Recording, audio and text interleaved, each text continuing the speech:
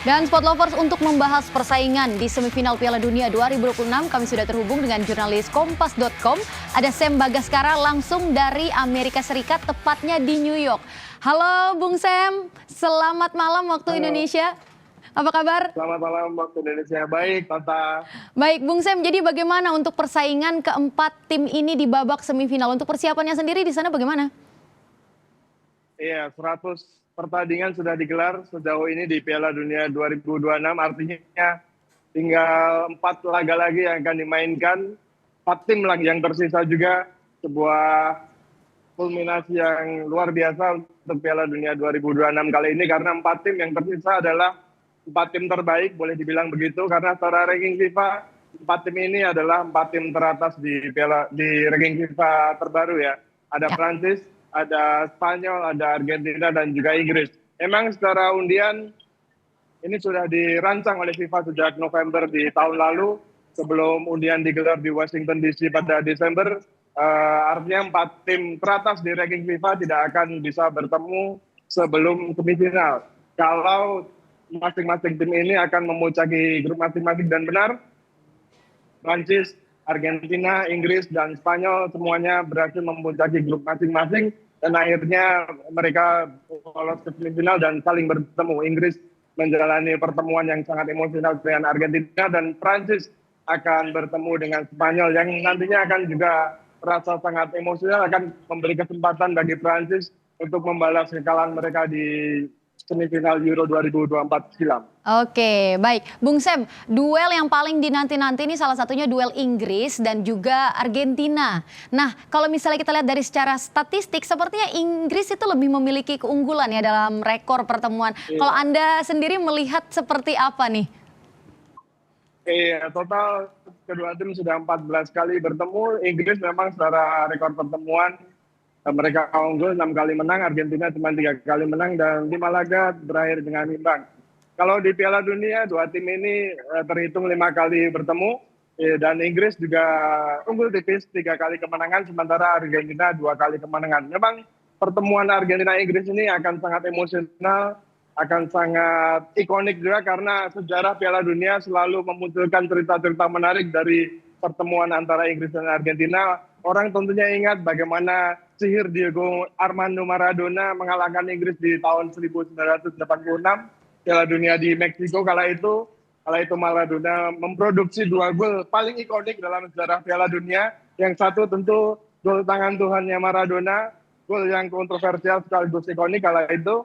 Juga dia mencetak gol of the century, salah satu gol terhebat Piala Dunia. Dia melewati beberapa pemain Inggris, meliuk-liuk menembus pertahanan Inggris, dan akhirnya melewati juga kiper Peter Shilton kala itu. Jadi sebuah cerita yang ikonik. Kala itu Argentina menang 2-1 atas Inggris, dan akhirnya melaju sebagai juara Piala Dunia 86. Dan pertandingan di 86 itu hanya 4 tahun setelah ada perang di Falkland War ya. Jadi ada muatan politis juga waktu itu. Dan cerita dari Inggris Argentina lagi yang menarik, tentu orang ingat di 98 Michael Owen membuat gol yang hebat banget kala itu, gol soloran juga, dan David Beckham dikeluarkan oleh wasit asal Denmark Milton Nielsen karena kena kartu merah, karena waktu itu dia menyepak Diego Simeone yang boleh dibilang agak sedikit pura-pura, sedikit diving karena jatuh di sepak Beckham. Dan itu menjadi cerita-cerita dan bumbu-bumbu menarik. 4 tahun setelahnya di Korea Jepang, Beckham akhirnya menebus itu semua dengan 1 gol lewat penalti dan memenangkan Inggris kala itu di Piala Dunia 2002. Ya, Bung Sam, tentu dari keempat tim ini masing-masing punya keunggulannya sendiri-sendiri. Tapi siapa nih Bung yang paling diunggulkan dari keempat ini? Apakah Perancis, Argentina, Spanyol, atau Inggris? Secara ranking FIFA sekarang Perancis ada di paling atas, dia ranking pertama, dan Perancis punya rekor yang sempurna, masih 6 pertandingan, 6 kemenangan. Sebuah rekor yang bagus, dan 16 gol dicetak, 2 hanya kebobolan. Perancis jauh ini muncul sebagai tim yang secara performa boleh bilang paling mantap, dan mereka bisa selalu menemukan solusi ketika pertandingan seolah ada melawan mereka.